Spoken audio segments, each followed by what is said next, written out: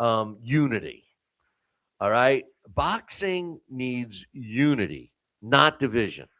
Boxing needs unity, not division. Now, what do I mean by that? Well, okay. First and foremost, up until Zuffa Boxing, hey, John, every time I say Zuffa Boxing, we should have balloons falling and stuff like that. Next time we do next time we do an event. But anyway, you think about it, right? Before they all teamed up, you had the four sanctioning bodies: WBC, the WBO, the IBF, and the WBA, who by themselves have 47,000 belts that they give out. But it was kind of like, well, if you fight for a WBC belt, you're not ranked anywhere else, and they would occasionally have unification fights. They're getting a lot better with that now. But in a sense, you had four sanctioning bodies and all trying. Now keep in mind the success of UFC by Dana White and the model that it was, the way it is, the way it works. Everybody was trying to copy in their own little world, even on a low scale. I'm not going to mention because he's I'm obviously pronouncing things wrong here. John is correcting me, but even on a small scale, there's some smaller promoters that try to run by themselves, and they have their own little world. The big fish in a little teeny puddle. Pond. But you got the WBC, WBA, WBO, right? IBF. They're all kind of working separately. You also had the Professional Fight League. Remember that? Or it's still going on now, where they fight in like a team format, which is pretty cool. But they're pros. They're pro fighters, right? You got Zuffa. I've been pronouncing it wrong. John just corrected me. John from LDL TV. He also works for Don King Promotions. He's my man, and he's in here producing my show from the chat room. So I appreciate that. But Zuffa is another one. Misfits is here. I just talked about that. The bare knuckle boxing, right? Promoters, they are working better today. I mean, there was a time not too long ago, even 4 years ago, 5 years ago. If you weren't signed with a promoter, you weren't fighting another fighter that was with another promoter. So they're getting better. They're all trying to beat out Zuffa, which I think they're all going to lose because you heard my predictions. I do believe that Usyk will sign with Zuffa. I do believe that after this layup he's fighting, he will sign with them and probably retire. His last fight will be with them, but it will be a plug for them. I also believe that Ryan Garcia is going to sign with them. And I believe Shakur Stevenson will sign with them. And the icing on the cake, and I think we're going to be hearing about this one real soon. These are just my predictions. Canelo will be fighting for Zuffa Boxing for a Zuffa title in September. That's my prediction. Anyway, could you imagine if we were able to get all of these guys to play nice and work together? Now, you'd have to kind of cross out the sanctioning bodies because there has to be one sanctioning body. There has to be one, okay? But if you got the pool of fighters and maybe all four sanctioning bodies combine and make one, they can all get big positions in there or whatever. But consider this. If you took all the fighters that strictly fight for the WBC and all the fighters that strictly fight for the WBA and all the fighters that strictly fight for the WBO and the IBF and the Professional Fight League and the Misfit Boxing League and the Bare Knuckle Boxing League and fighters that are signed to exclusive contracts with promoters that they can only fight on that promoter's promoted show, and of course Zuffa Boxing. If we took all those fighters, all those licensed fighters, right, and they all became in the pool of fighters that could fight each other, and they had to rise to the top based on who they beat, the ladder climbing, if you will, The number 10 guy fights the number 9 guy, all the way up to the top. Initially, the number 1 and number 2 guys fight for the world title, and then it's simply the man who beat the man. Except you got to, in order to get a shot at the man, you got to work your way up. And, you don't really, if you lose, you go back down, but you get to climb back up. You're not, it's not like your career is over. Could you imagine how great the sport would be? Because what's happening now with Zuffa Boxing, in my opinion, is they are doing this. And if the rest of these promoters don't learn to play nice, they're going to be struggling, because the fighters are going to try to make as much money as they can. Every fighter truly, maybe not every fighter, leave Floyd Mayweather out of this, but every fighter truly wants to fight the best. They want to prove they're the best, and they're not afraid of anybody. Okay, if you're brave enough to get into the ring to fight, you're not afraid of anybody. That's the fact. All right. But what makes a fighter not take a fight generally is his team around him, or the fear that he's going to lose his own. Now, if that fear is erased, if you don't really lose anything by losing a fight or two, and you still get the opportunities to climb the ladder and become a world champion, at better than that, because the champions that Zuffa Boxing are going to crown eventually, when they get, this talent pool going, because they're building it. All these fighters that you saw on the undercard that are putting on these great shows, they're the guys that are going to be climbing the top. So we're going to know them, which is a whole nother thing. And, the value of that, which, the notoriety, the fact that people know who you are, that brings value to the game too. Again, I think Zuffa is going to succeed. I hope they do. I'm in their corner.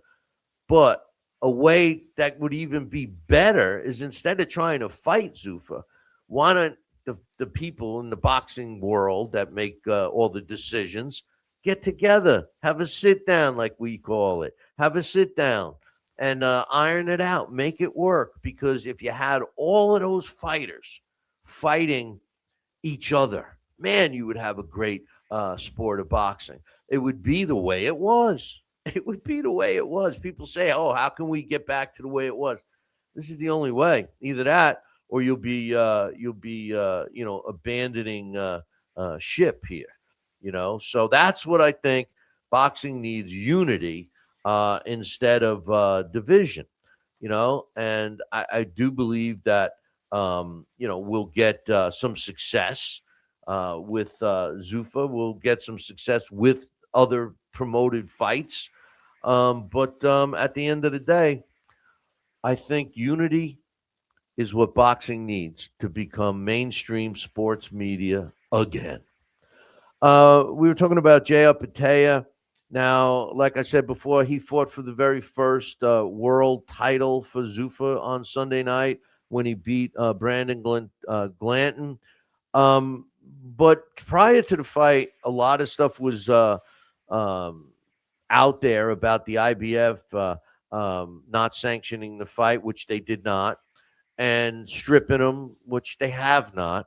And then it came out today that Jai Opetaia has an attorney, and they're potentially putting together a let's just say a beef, where the attorney said that they have good reason to believe that the IBF's decision to withdraw the sanctioning of their title with his fight against Glanton was a product of a coordinated industry-wide collusion designed to punish, and this is him, meaning Jai Opetaia, for working with Zuffa Boxing and deter other athletes from doing the same. The sanctioning bodies seem to be teaming up. The IBF put out a statement saying that wasn't the case, that they did get the sanctioning fee from Team Opetaia, paid in full, transferred to fight for their title, but they decided not to and had returned it prior to the fight. Their stance is that, the Zuffa Boxing is not considered a major sanctioning body yet. And they did say that they had left the door open for Dana White and Zuffa Boxing to, you know, show them, apply, and they could very well be accepted in the future. But right now, you see, my opinion on this is I think that the sanctioning bodies are going to lose this battle because the fighters themselves, they're watching this right now. You know, so what do? You strip the title, right? So Jay Apatea is arguably the best cruiserweight on the planet, right? He's arguably the best cruiserweight on the planet, and you know he's the guy that you know people want to see, at least at this point. You know, if you look at talent, strictly talent, um, you know, I mean, he's the guy. Now he has the ring belt. He's now got the Zuffa belt, and he had the IBF belt. Now, if the IBF strips him, and you know they have two other people fight for it, so what is that doing for the cruiserweight division? Because you remember the other title holder is Gilberto Ramirez, who is fighting David Benavidez. So he's the other title holder, and who's been avoiding fighting Jay Apatea. And then you got Noel McKillian, who's got the other belt. So you know these guys are all fighting. You got Benavidez taking on Gilberto Ramirez. So if Ramirez wins, he's got all those fights we just talked about with all the other cruiserweights. You know, if Benavidez wins, he's not going to go back down to light heavyweight. He's going to stay a cruiserweight, and then he gets those fights. He gets the opportunity. I'm sure he would love an opportunity, David Benavidez, to fight Jay Apatea. You know, so the IBF is going to walk away from Jay Apatea. You know, it's the same thing. You know, the sanctions bodies used to let Floyd Mayweather get away with all kinds of stuff because they wanted him to have their belts. You know, and the same thing. You know, as a sanctioning body, if you're trying to scare the fighters, you don't have the pockets that Zuffa Boxing and the people that are backing Zuffa Boxing have. You're going to lose the money battle. I mean, just look at Conor Benn. I mean, he just got $15 million to fight, a one fight deal, $15 million. And he's not even fighting, a real badass opponent. No disrespect to his opponent. Now, he may lose the fight because the opponent is a good fighter, just not a main top name, you know? So, and even Eddie Hearn was saying, "Oh, I can't believe it. He turned down." Talking about Ben, he turned down several championship opportunities to take this. Well, it seemed pretty obvious that Conor Benn took it because of the Do Re Mi. You know, he makes life changing money in one fight, and if he wins, he's going to make some more. You know, if he loses, he's just made some big bucks on the Eubank card, on the Eubank two fights that he had. So, this is what's happening, and I don't understand why they're going against their fighters. The pool of the fighters is the most important thing. And speaking of the IBF, and now, okay, where's my pronunciation coaches now? Because Zanabek Alamukuli, which I can never pronounce his name. I did once. I did get it right once, but he was the former IBF middleweight world champion because the IBF just stripped him because he tested positive for a trace of what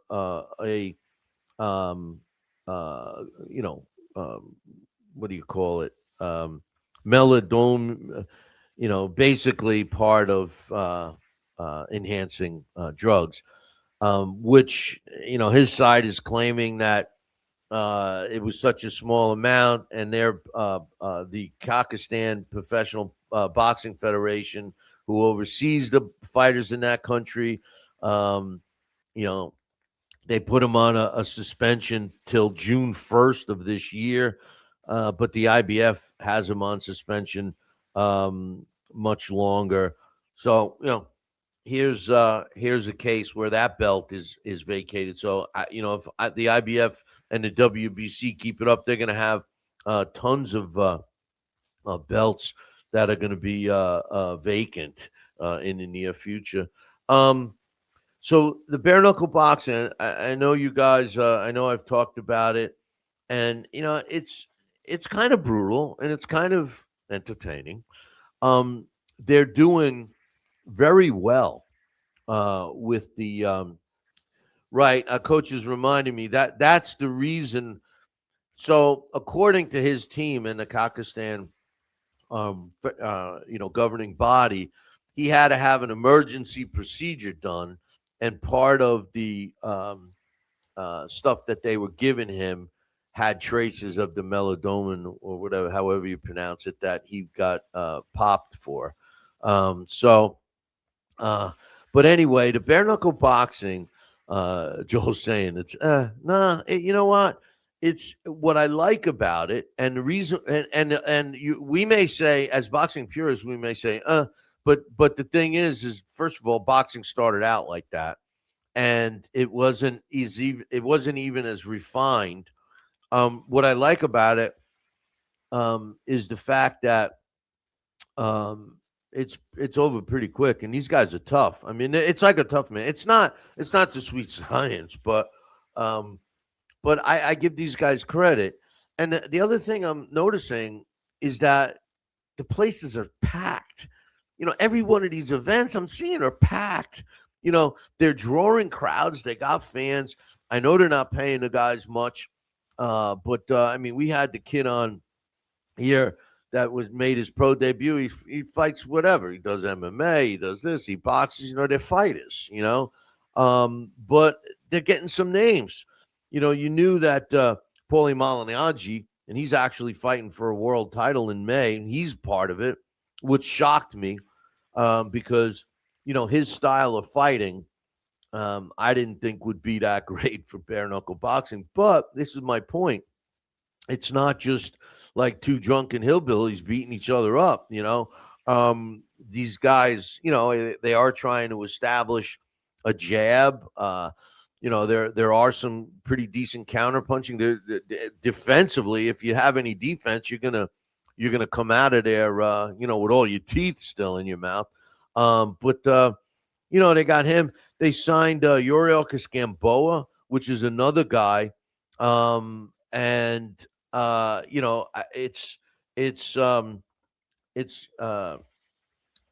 Gamboa is another one that I'm curious to see how he does, because he wasn't, his chin was the weakest.